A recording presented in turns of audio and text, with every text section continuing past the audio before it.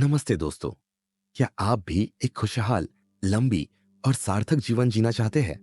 क्या आप जानना चाहते हैं कि जापान के लोग, खासकर ओकिनावा द्वीप के निवासी, इतने स्वस्थ और खुश कैसे रहते हैं?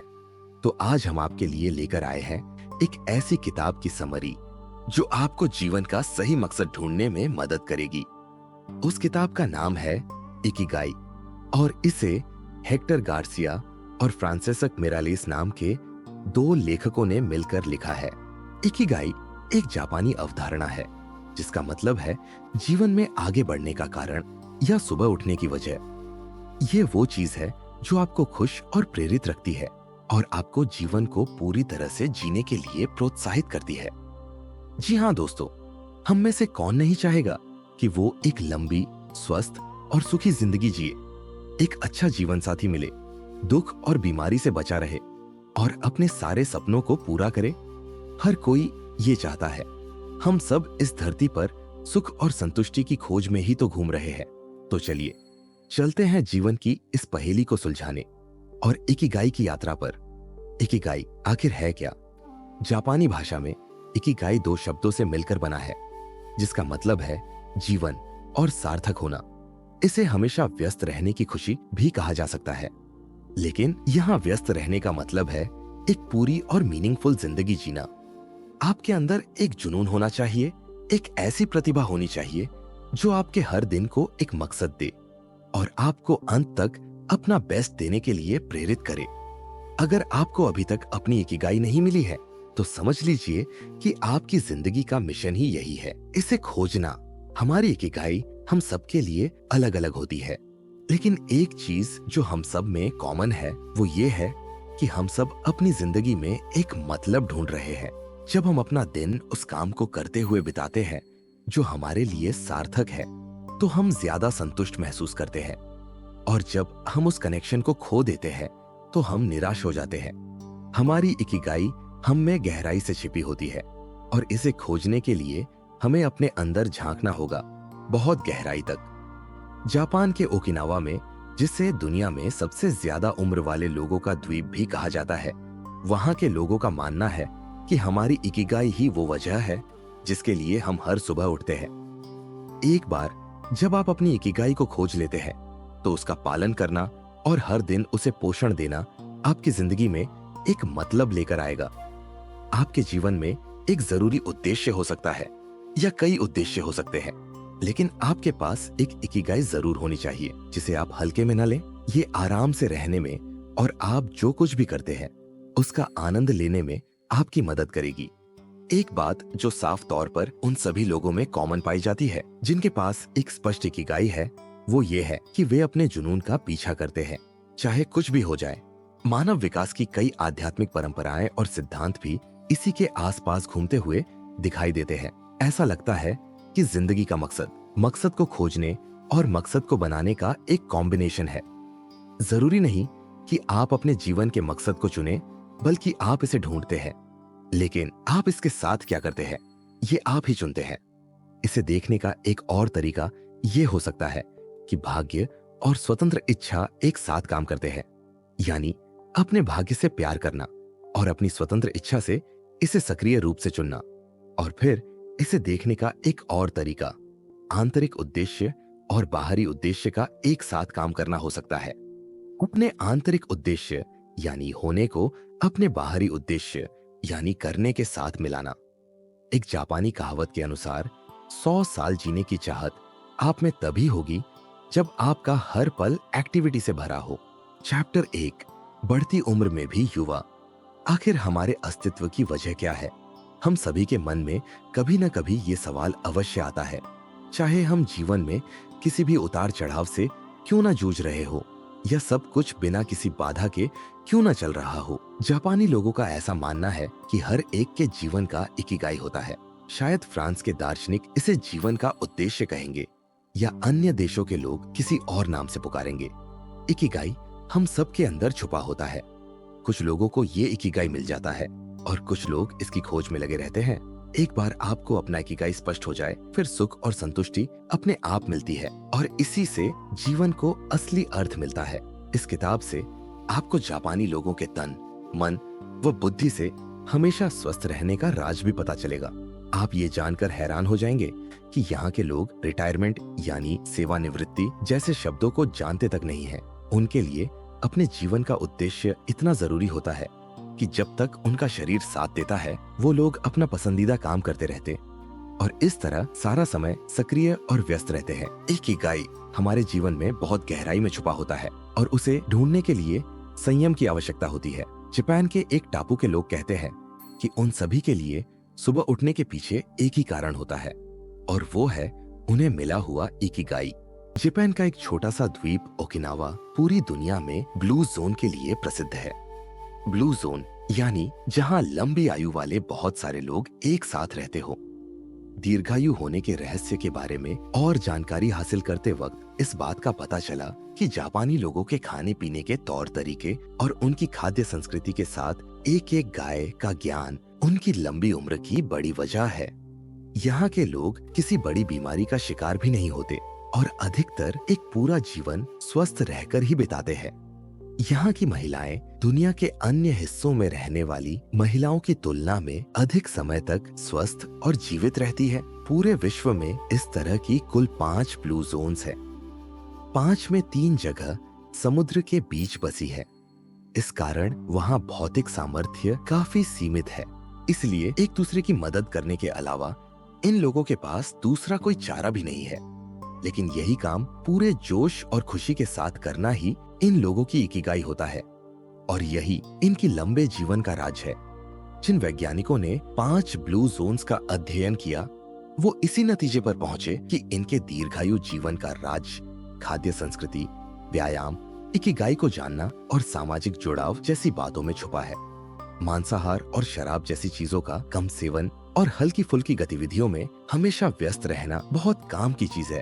ये लोग बहुत ज्यादा कसरत नहीं करते, लेकिन मीलों तक पैदल चलते हैं और अपनी बगीचों में काम करते रहते हैं। जापान में हमेशा कही जाने वाली एक लाइन कुछ इस तरह, हारा हाचिबू, यानी उतना खाना खाइए जिससे आपका पेट केवल 80% ही भरे, कभी भी पेट भर जाने की हद तक मत खाइए। उनका मानना है कि इससे खाना हजम करने में जो ऊर्जा खर्च होती है उसकी बचत होती है। पेट भर जाने के बाद का खाना, नाश्ता, मीठा या फलों का रस, ये सब चीजें कुछ समय के लिए आनंद देती है, लेकिन अगर इन्हें टाल सके तो लंबा जीवन जी सकेंगे। यहाँ खाना भी छोटी छोटी मात्रा में ही परोसा जाता है और सामाजिक व्यवहार कहता है कि बार बार खाना ना मांगा जाए तो लोग आदतन कम ही खाते हैं। ओकिनावा में लोग किसी भी अन्य जगह की तुलना में ज्यादा दोस्ताना बर्ताव करते हैं क्योंकि ये उनकी संस्कृति का एक अभिन्न अंग है। यहाँ के लोग मुआई संकल्पना को मानते हैं, जिसका अर्थ होता है एक ही उद्देश्य से इकट्ठा हुए कई लोग। कई लोगों के लिए सिर्फ समाज सेवा करना ही उनका इकिगाई होता है। हर किसी की मदद के लिए एक पूरा समूह है जो किसी भी बुरे वक्त में उनके साथ खड़ा है। यही सोचकर यहाँ के लोगों के मन में सुरक्षा की भावना रहती है और ये तनाव मुक्त और लंबा जीवन जीते हैं। अध्याय 2, उम्र न बढ़ने का राज। क्या आप जानते हैं किस तरह छोटी छोटी बातें आपको आनंद देती है और दीर्घायु बनाती है? स्वस्थ शरीर तो स्वस्थ मन, ये कहावत बहुत महत्वपूर्ण है और हमें सोचने पर मजबूर करने वाली भी। इससे हमें ये बात समझ आती है कि शरीर और मन दोनों ही बराबर रूप से महत्वपूर्ण है। इन दोनों का ही स्वास्थ्य एक दूसरे पर निर्भर करता है। इसका अर्थ यही है कि लंबे समय तक जवान रहने के लिए आपके मन का कार्य क्षमता और खुला होना बहुत जरूरी है। जोश से भरा हुआ मन आपको हमेशा जवान रखता है और उम्र बढ़ने के आसार कम दिखाई देते हैं। शारीरिक व्यायाम की तरह मानसिक व्यायाम भी हमारे जीवन के लिए बहुत आवश्यक है। जब दिमाग को नई जानकारी मिलती है तो दिमाग नए कनेक्शंस का निर्माण करता है और पुनर्जीवित होता है। इसीलिए नई नई बातें करना और बदलाव को स्वीकार करना बहुत जरूरी है। मानसिक व्यायाम का एक और सीधा और सरल उदाहरण है कि दूसरों के साथ खेल खेलने से या गपशप करने से भी मन में एक जोश आ जाता है, जिससे अकेलापन और निराशा मिटती है। तनाव हमारी लंबी आयु के लिए दुश्मन की तरह काम करता है। कुछ लोग जो अपनी उम्र से अधिक बूढ़े मालूम होते हैं, अध्ययन से पता चला है कि उसके पीछे की वजह अक्सर तनाव होता है। तो आइए जानते हैं कि तनाव कैसे काम करता है। देखिए, आजकल लोग बहुत तेज गति से जीवन जी रहे हैं, साथ ही हर समय एक स्पर्धा भरे माहौल में रहते हैं। ऐसी स्थिति में हमारे जीवन को समस्या के संकेत मिलते रहते हैं और प्रतिक्रिया के तौर पर तनाव निर्मित होता रहता है। कभी कभी प्रतिक्रिया हमारे लिए अच्छा काम भी करती है, क्योंकि इसकी मदद से हम खुद को अपने आसपास के माहौल में ढाल लेते हैं। कई बार यह तनाव हमारे काम आता है और हमारे बचाव के लिए उपयोगी भी सिद्ध होता है। लेकिन हर थोड़े समय के बाद इस तनाव का बार बार आना शरीर को यकीनन नुकसान पहुंचा सकता है। तनाव कम करने के लिए सजग रहना जरूरी है। हमें सताने वाले डर और चिंताएं चाहे असली हो या नकली हो, लेकिन उनसे जो तनाव पैदा होता है उसके परिणाम असली ही होते हैं। सजगता की अवस्था तक पहुंचने का एक मार्ग है ध्यान, यानी मेडिटेशन। ध्यान की मदद से हम इस विश्व से हमारी ओर आने वाली जानकारी को छानकर अपने मन में भेज सकते हैं। सांस से संबंधित व्यायाम और बॉडी स्कैन के माध्यम से भी हम इस लक्ष्य को हासिल कर सकते हैं। माइंडफुलनेस यानी सजगता को हम प्रशिक्षण के माध्यम से हासिल कर सकते हैं, और हर वो काम जिसे हम ध्यान को एकाग्र करके करते हैं उससे हम तनाव पर यकीनन काबू पा सकते हैं। ये तो आप जानते हैं ना कि ज्यादा बैठे रहने से भी मोटापा चढ़ता है। पश्चिमी देशों में एक ही जगह बैठकर काम करने की संस्कृति बढ़ती जा रही है, जिससे हाई ब्लड प्रेशर और मोटापे जैसी बीमारियों का खतरा रहता है, और यह बीमारियां समय से पूर्व मृत्यु का कारण भी बन सकती है। एक जगह पर लगातार बैठने की आदत को बदलना उतना भी मुश्किल नहीं है। थोड़ी सी हलचल और रोजमर्रा की जिंदगी में किया हुआ हल्का सा बदलाव इस समस्या को जड़ से निकालकर फेंक सकता है। जैसे कि हम हर दिन थोड़ा सा पैदल जरूर चलें, लिफ्ट की जगह सीढ़ियों का प्रयोग करें, सामाजिक कार्यों में भाग लें, जंक फूड खाना छोड़ दें, फलों और सब्जियों का नियमित सेवन करें और खेलकूद में भाग लें। इन सबसे शरीर और मन दोनों को ऊर्जा मिलती है और साथ ही आत्मविश्वास भी बढ़ता है। लोगों की उम्र को पहचानने का सरल तरीका है उनकी त्वचा का हाल। हमारे शरीर के अंदर जो भी बदलाव होते हैं वह त्वचा पर साफ नजर आते हैं। ऐसा कह सकते हैं कि हमारी त्वचा हमारे भीतर के सिस्टम का आईना होती है। विज्ञान ने यह भी साबित कर दिया है कि युवा रहने के लिए सबसे अच्छा तरीका है नींद। जब हम सोते हैं तो हमारे शरीर में मेलाटोनिन हार्मोन तैयार होते हैं, जो युवा दिखने में हमारी सहायता करते हैं। हमारे मन में अद्भुत शक्ति होती है। हमारा शरीर जवान दिखेगा या बूढ़ा, इस पर मन का बहुत प्रभाव पड़ता है। मन का कार्यरत होना और जोश से भरा होना जरूरी है। स्टोइक नजरिया यानी समस्या होते हुए भी चेहरे पर हंसी बनाए रखने वाला इंसान हमेशा युवा दिखता है, और यही है इकिगाई का मुख्य तत्व। जीवन कोई समस्या नहीं है जिसे हमें हर समय सुलझाना है। बस याद रखें कि जीवन का उद्देश्य है कुछ ऐसा करने में व्यस्त रहना जो आपको पसंद हो, और साथ ही ऐसे लोगों से घिरे रहना जो आपको प्यार करते हो। अध्याय 3, लोगोथेरेपी, इकिगाई तक। आखिर लॉजोथेरेपी किसे कहते हैं? ये मानसिक उपचार का एक ऐसा तरीका है जिसमें पीड़ित सीधे बैठकर अपने थेरेपिस्ट के कुछ ऐसे सवालों के जवाब देता है जिन्हें सुनना आमतौर पर बहुत मुश्किल होता है। जैसे किसी मरीज की आंखों में आंखें डालकर ये पूछना कि उसने अभी तक आत्महत्या क्यों नहीं की। इस सवाल के जवाब में अक्सर उस मरीज को अपने जीने की कोई अच्छी वजह मिलती है, और वह फिर उसी उद्देश्य के साथ अपने आगे की यात्रा शुरू करता है। ऐसे में लॉजोथेरेपी ने आपको जीवन जीने का मकसद ढूंढने में थोड़ी सी मदद करती है। लॉजोथेरेपी आम इंसान को उनके जीवन का उद्देश्य समझने में सहयोग करती है। उनके जीवन को नया अर्थ प्राप्त होता है, जीने की नई उम्मीद मिलती है, और वह नए जोश और उत्साह के साथ आगे का जीवन जीने लगते हैं। साथ ही वह अपनी नकारात्मक कार्यशैली को बदलना और समस्याओं पर विजय प्राप्त करना भी सीख लेते हैं। चलिए अब बात करते हैं अपने अस्तित्व की लड़ाई के बारे में।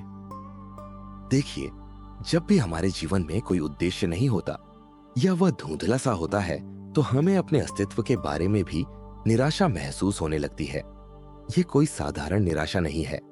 इस निराशा में भी एक ऊर्जा होती है जो नव निर्माण का कारण बनती है। इसलिए इस निराशा को भी एक सकारात्मक भावना के रूप में लेना चाहिए। बाकी थेरेपीज की तरह लॉजोथेरेपी इस निराशा को मानसिक बीमारी नहीं समझती, बल्कि उसे आध्यात्मिक खोज की तरह देखती है। यह एक कुदरती प्रक्रिया है जिसमें लोग खुद से या किसी और की मदद से अपने अस्तित्व की खोज करने में सफल होते हैं और अपने जीवन का अंतिम लक्ष्य पाने की यात्रा करते हैं। हमने आज तक क्या हासिल किया है और आगे क्या हासिल करना है, इसके बीच जो अंतर होता है वही हमारे अंदर तनाव का निर्माण करता है। कई बार यही तनाव हमारे अच्छे स्वास्थ्य का कारण बनता है। जब हमें अपने जीवन में कोई चीज हासिल करनी होती है तो हम आराम तलब या स्वस्थ जीवन जीना पसंद नहीं करते। उल्टा हम चुनौतियों से भरा जीवन पसंद करते हैं। इसके विरुद्ध आज के आधुनिक समाज में लोग वो नहीं करते जो उन्हें करना अच्छा लगता है, बल्कि वो करते हैं जो उन्हें बताया जाता है। खुद की पसंद का काम छोड़कर बाकी लोग जो काम कर रहे हो उसे करने का दिखावा करते हैं, या सिर्फ आर्थिक आजादी पाने के लिए इस भागदौड़ में अपने मन के खिलाफ काम करने को तैयार हो जाते हैं। और फिर कभी ना कभी यह आंतरिक लड़ाई इतने बड़े पैमाने पर पहुंच जाती है कि उनके मन में आत्महत्या करने तक के विचार आने लगते हैं। संडे न्यूरोसिस इसी का एक प्रकार है। छुट्टी का दिन होने के कारण अक्सर लोगों के पास कोई व्यवसाय या दूसरा काम नहीं होता और इस वजह से उन्हें सुबह उठने का उद्देश्य भी नहीं मिलता। उन्हें अपने अंदर एक खालीपन सा महसूस होता है और आज उठकर क्या करना है का जवाब खुद ही ढूंढना पड़ता है। जब वह आज का दिन खुशी से कैसे बिताए जैसे सवालों के जवाबों की खोज करते हैं, तो असल में वो लोग इकिगाई की खोज करने लगते हैं। लोगोथेरेपी के अनुसार जब भी कभी इंसान को उसके जीवन का उद्देश्य प्राप्त होता है तो वो अपने अस्तित्व की लड़ाई जीत लेता है। अपने उद्देश्य को कृति में बदलकर एक अलग ही संतुष्टि मिलती है और किसी तरह का भी अफसोस नहीं होता। हम लोग अक्सर अपने अंदर एक खालीपन महसूस करते हैं। वह इसलिए क्योंकि अपने उद्देश्य को ढूंढ पाने और अपने मन लड़ाई को जीतने में सक्षम नहीं हो पाते। अध्याय 4, मोरिटा थेरेपी के सिद्धांत। हमारी इकिगाई हम सभी के लिए अलग है, लेकिन हमारे पास एक चीज समान है कि हम सभी अपने जीवन का अर्थ खोज रहे हैं। मोरिटा थेरेपी जीवन दर्शन पर आधारित इस अनोखे इलाज के तरीके ने जापान पर एक अनोखी छाप छोड़ी है।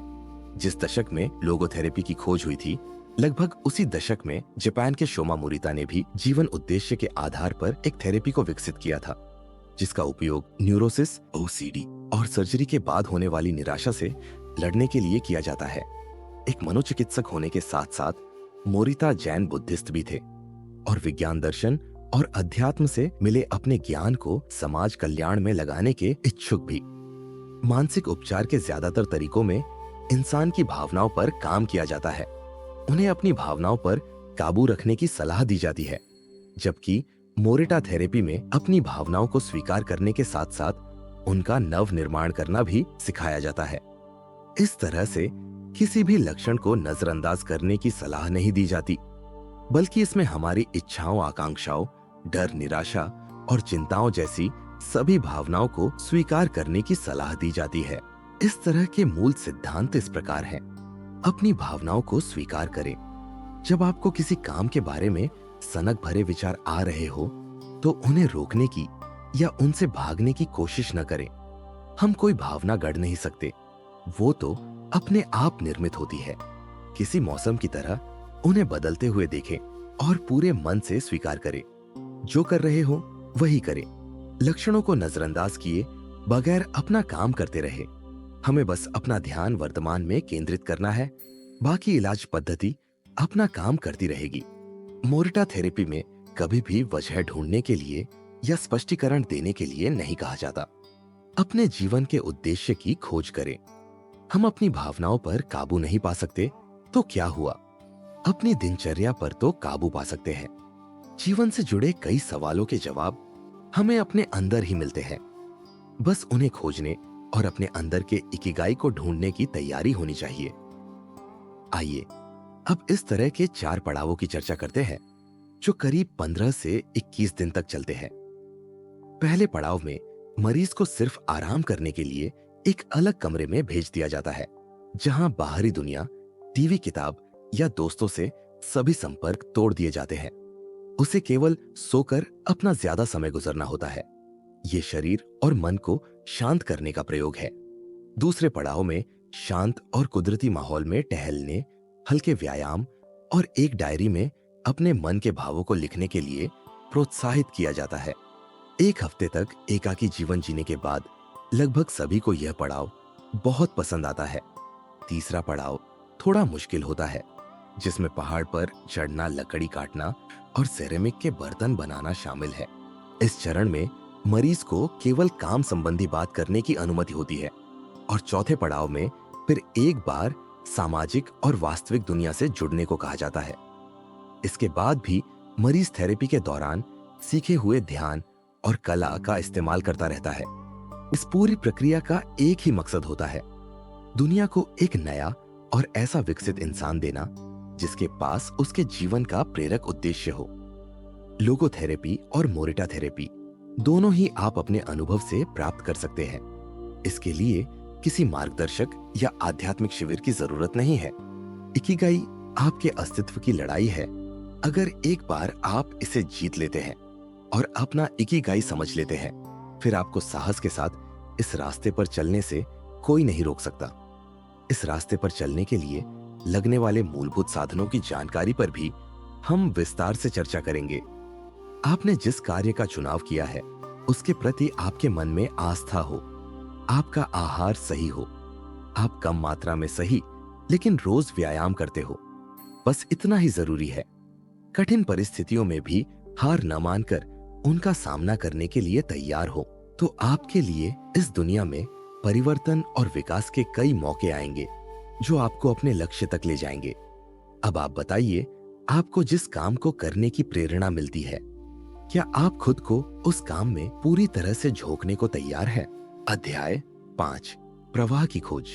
अब हम बात करेंगे कि हमें किस तरह जीवन प्रवाह के साथ बहते हुए अपने काम और खाली समय का इस्तेमाल अपने विकास के लिए करना चाहिए। अंग्रेजी में अक्सर कहा जाता है गो विद द फ्लो, यानी प्रवाह के साथ जाएं। ऐसा सोचे कि आप अपनी मनपसंद जगह पर आइस स्केटिंग कर रहे हैं।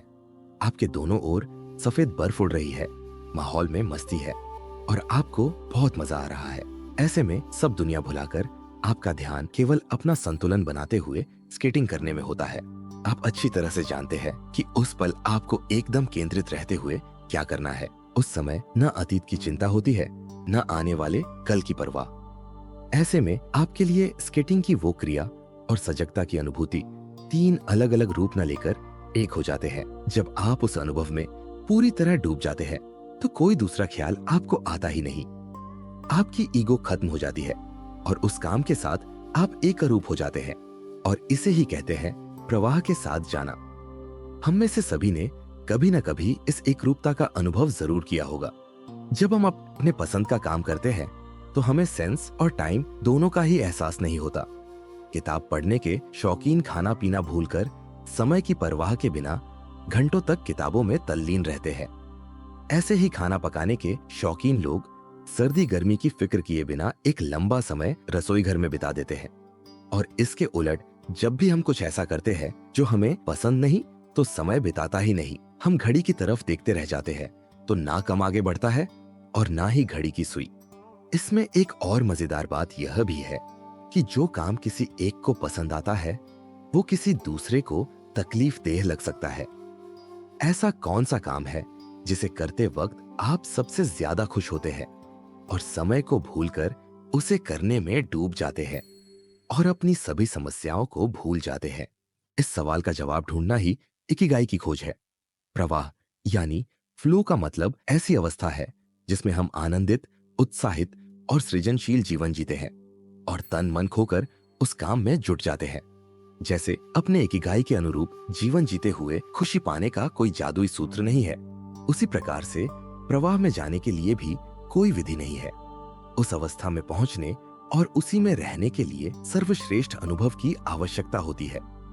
इस अनुभव को पाने के लिए हमें अपने आप को ऐसे कामों में व्यस्त करना चाहिए जो हमें इस अनुभव के पास जाने में मदद कर सके।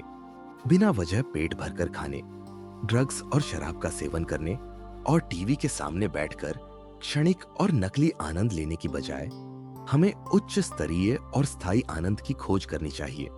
सिर्फ क्रिएटिव काम करने वाले लोग ही इस अवस्था में नहीं जीते, बल्कि बहुत सारे खिलाड़ी, एथलीट्स, शतरंज खेलने वाले और इंजीनियर्स भी अपना काफी समय इस अवस्था में बिताते हैं। शतरंज के खिलाड़ी अपनी अगली चाल सोचते समय, गणितज्ञ कोई सूत्र खोजते समय और डॉक्टर ऑपरेशन करते समय इसी अवस्था में चले जाते हैं। कई सारे प्रयोगों के बाद ये नतीजा निकला है कि प्रवाह की अवस्था हर उम्र, संस्कृति और जगह के लोगों के लिए एक जैसी होती है, भले ही वे दुनिया के किसी भी कोने में रहते हो, न्यूयॉर्क हो या फिर ओकिनावा। सभी की प्रवाह की अवस्था एक जैसी होती है। ऐसे में हम उस कार्य में पूरी तरह डूब जाते हैं और हमारे मन में कोई और विचार नहीं होता। लेकिन जब हम प्रवाह में नहीं होते हैं तो चाहे हम कोई भी काम कर रहे हैं, हमारा मन दूसरे विचारों में उलझा रहता है। सबसे खुश लोग वो नहीं है जो सबसे ज्यादा हासिल करते हैं, बल्कि वो है जो प्रवाह की स्थिति में दूसरों की तुलना में अधिक समय व्यतीत करते हैं। देखिए, अगर कोई महत्वपूर्ण कार्य करते वक्त आपको भी ऐसा महसूस हो कि आप केंद्रित होकर कुछ नहीं कर पाते या आपकी एकाग्रता अक्सर भंग होती है, तो आइए जानते हैं कि वह क्या उपाय है जो आपको इस समस्या का समाधान देते हुए प्रवाह में आने में मदद करेंगे। हमें प्रवाह में लाने वाली 7 अवस्थाएं होती है। पहली, क्या करना है इसका पता होना आवश्यक है। दूसरी, इसे कैसे करना है यह जानना आवश्यक है। तीसरी, हम इस कार्य को कितने अच्छे तरीके से कर सकते हैं इसकी जानकारी होना। चौथी, अगर कार्य में दिशा महत्वपूर्ण हो तो कहां जाना है ये पता होना चाहिए। पांचवी, सामने कौन सी चुनौतियां हैं इसकी जानकारी होना। छठी, कौन सी कुशलताओं की जरूरत है ये पता होना। और सातवीं, मन को विचलित ना होने देना। आइए अब इन अवस्थाओं तक पहुंचने के उपाय के बारे में बात करते हैं। इसके लिए जरूरी है कि आप कुछ मुश्किल काम खोजें ताकि उसे करने में आप अपने कंफर्ट जोन यानी आराम के दायरे से बाहर आ सके। हर काम, खेल या नौकरी के कुछ नियम होते हैं और उनके आधार पर ही ये काम किए जाते हैं। इसी तरह इन कामों के लिए कुछ कुशलताओं की भी जरूरत पड़ती है। साथ ही जो गतिविधियां बेहद आसान होती हैं, वो बोरियत को बढ़ाती है और अगर बहुत कठिन हो तो उस काम को अधूरा छोड़ देने की संभावना बढ़ जाती है। इसलिए इन दोनों के बीच की मार्ग को पाना जरूरी है। काम करते वक्त नई चुनौतियों का सामना करते रहना चाहिए। इससे हमें स्वयं को आगे बढ़ने के लिए ऊर्जा मिलती रहती है। हर बार काम करते वक्त कुछ ऐसा करें कि आपके आराम का दायरा टूटता रहे। पढ़ने जैसे मामूली काम के लिए भी कुछ गुण और ज्ञान की जरूरत होती है। जैसे अगर हम किसी ऐसी किताब को उठा लें जिसके विषय के बारे में हमें कोई जानकारी नहीं, तो वो ज्यादा देर तक हमें बांध नहीं पाएगी। वहीं अगर हम अपनी रुचि और क्षमता के हिसाब से कोई किताब पढ़ेंगे तो हमें आनंद भी आएगा और हमारी बुद्धि को भी गति मिलेगी। ये आनंद और प्रवाह इस बात की पुष्टि करता है कि हम सही मार्ग पर हैं और अपने इकिगाई के हिसाब से काम कर रहे हैं। इसके साथ ही अपने लिए स्पष्ट और पक्का लक्ष्य तय करें। नियंत्रण के साथ खेले जाने वाले खेल जैसे वीडियो गेम्स, बोर्ड गेम्स वगैरह नियमों की मदद से खेले जाते हैं। इसलिए इन खेलों में प्रवाह पाने की संभावना ज्यादा होती है। तय किए गए नियमों के हिसाब से खेलने के कारण अपने सामने वाले को हराना ही इन खेलों का मकसद होता है। साथ ही अपने ही रिकॉर्ड्स तोड़ना भी एक लक्ष्य हो सकता है। काश जीवन के लक्ष्य भी इतने ही स्पष्ट हो पाते। एक बड़ी कंपनी में हुए सर्वे के अनुसार अक्सर कर्मचारी को यह शिकायत होती थी कि उनके बॉस उन्हें ठीक ढंग से काम नहीं समझाते। इससे उन्हें पता ही नहीं चलता था कि उन्हें करना क्या है। ये ऑफिसर बड़ी बड़ी प्लानिंग और रणनीति तो बना लेते हैं, पर आपके सामने कोई स्पष्ट और पक्का लक्ष्य नहीं रखते। किसी भी दिशा में आगे बढ़ने के लिए सिर्फ नक्शा ही नहीं, कंपास भी होना चाहिए। किसी कारोबार या कोई सृजनात्मक काम करते वक्त ये पता होना जरूरी होता है कि उस काम से हमें क्या हासिल करना है। प्रवाह हासिल करने के लिए काम शुरू करने से पहले स्पष्ट लक्ष्य का होना जितना आवश्यक है उतना ही जरूरी है काम में अपने आप को झोंक देना। एक ही लक्ष्य पर ध्यान केंद्रित करें।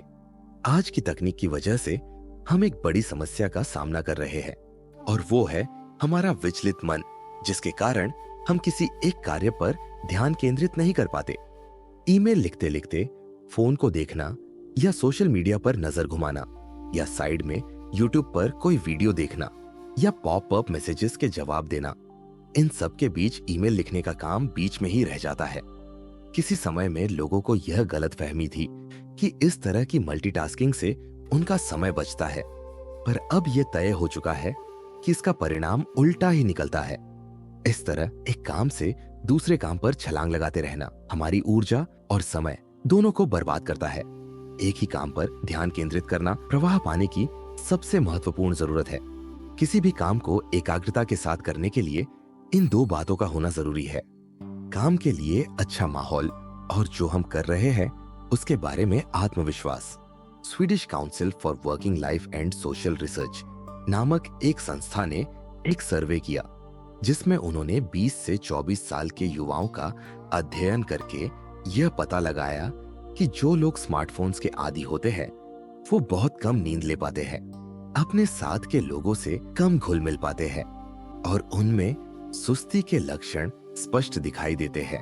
अध्याय 6, इकिगाई के लिए प्रवाह।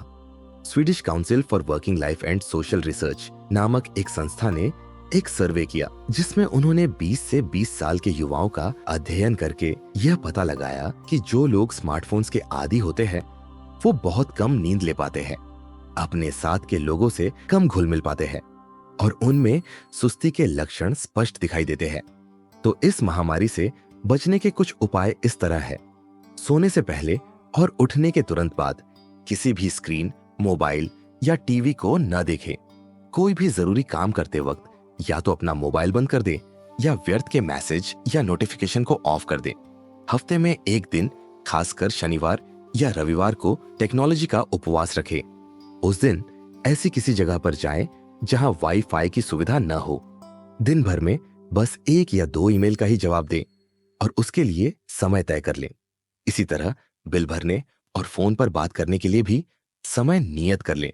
मन भटकने लगे तो उसे सजग रखने के लिए टहलने या तैरने जैसे काम करें या माइंडफुलनेस जैसी किसी ध्यान पद्धति की मदद लें। जापान में कलाकार, इंजीनियर, शोधकर्ता और ओटाकुस यानी जापानी कार्टून में रुचि रखने वाले इन सभी को इकिगाई के माध्यम से प्रवाह में रहने का महत्व पता चला है।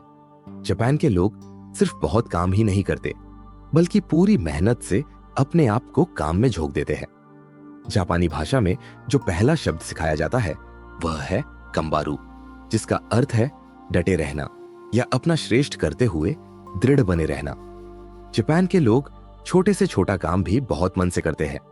पूरे मन से रिटायर होने के बाद भी खेतों में काम करते हैं, छुट्टी के दिन भी दुकानों में सामान बेचते हैं। उन सभी के अंदर काम के प्रति आस्था नजर आती है। इस देश ने टेक्नोलॉजी के क्षेत्र में असाधारण विकास किया है, वहीं दूसरी ओर हस्तकला और अपनी संस्कृति को भी बहुत संभाल कर रखा हुआ है। प्रवाह में आने के लिए एकांतवास भी बहुत उपयोगी है। कई लोग अकेले रहने वालों को अजीब मानते हैं, पर बेवजह लोगों से मिलने में समय बिताने की बजाय उन्हें अपने पसंदीदा कामों में समय देना ज्यादा पसंद आता है। प्रख्यात उपन्यासकार हारुकी मुराकामी इसकी एक मिसाल है। वो बहुत कम लोगों से मिलते थे। ये ऐसे लोग हैं जो प्रवाह में रहकर अपने जीवन का असाधारण इस्तेमाल करते हैं। प्रशिक्षण के माध्यम से हम प्रवाह की अवस्था में जल्दी पहुंच सकते हैं और ध्यान मन को प्रशिक्षित करने का सबसे प्रभावी माध्यम है। ध्यान के कई सारे तरीके हैं, लेकिन सभी का लक्ष्य एक ही है, मन को शांत करना, विचारों को देखना, भावनाओं को जानना और खुद को एक ही जगह पर केंद्रित करना। इसे सही तरीके से करने के बारे में चिंतित होने के बजाय ध्यान की इस यात्रा का आनंद लेना अति आवश्यक है। हम सब जानते हैं कि इंसान एक धार्मिक जीव है। हमारा जीवन धर्म पर आधारित है, या हम कह सकते हैं कि लोग सिर्फ व्यस्त रहने के लिए धर्म का पालन करते हैं। जापान में आधुनिक युग में भी दिनचर्या और धर्म का सही मात्रा में मेलजोल रखा गया है। जापान में विशेष रूप से कन्फ्यूशियस, बौद्ध और शिंतो धर्म माने जाते हैं। इनमें नियमों से भी ज्यादा धर्म को महत्व दिया जाता है। यहाँ व्यापार करते समय अंतिम नतीजों की बजाय प्रक्रिया, तरीकों और आप उस काम को कैसे करते हैं, इन बातों पर ज्यादा महत्व दिया जाता है। ऐसा करना अर्थव्यवस्था के लिए अच्छा है या नहीं, इस बात से कोई फर्क नहीं पड़ता। धार्मिक रिवाज हमें साधारण नियम और आसान सा मकसद दिखाते हैं, जिसकी वजह से हमें प्रवाह में जाने में मदद मिलती है। एकदम बड़ा लक्ष्य हो तो उसे हासिल करना असंभव लग सकता है।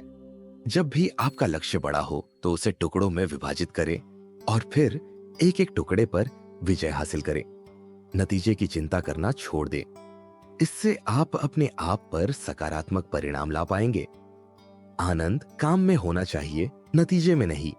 जो लोग बहुत अधिक चीजें हासिल कर लेते हैं वह उतने आनंदित नहीं होते, बल्कि जो लोग समय प्रवाह की स्थिति में होते हैं वह ज्यादा खुश रहते हैं। अपना इकिगाई ढूंढने के लिए प्रवाह का इस्तेमाल करें। उन सभी कामों को एक कागज पर लिख लें जिन्हें करते वक्त आप प्रवाह में जाते हैं। वो कौन सी गतिविधियां हैं जो आपको सबसे ज्यादा पसंद है? क्या आप उन्हें अकेले करना पसंद करते हैं या किसी टीम के साथ? आपको शारीरिक परिश्रम वाले काम ज्यादा पसंद है या सोचने वाले काम? हो सकता है इन सवालों में आपको अपना इकिगाई मिल जाए और जीवन को चलने का एक नया रास्ता मिल जाए। अगर ऐसा नहीं होता तो आप अपनी खोज जारी रखें। प्रवाह रहस्यमय है। आप उसका अनुभव करके अपने इकिगाई के नजदीक पहुंच सकते हैं। दोस्तों, इकिगाई की ये ऑडियो बुक समरी दूसरे भाग में जारी रहेगी। अगर आपको यह समरी पसंद आई तो लाइक और शेयर जरूर करें और हमारे चैनल को सब्सक्राइब करके हमें सपोर्ट करें। धन्यवाद।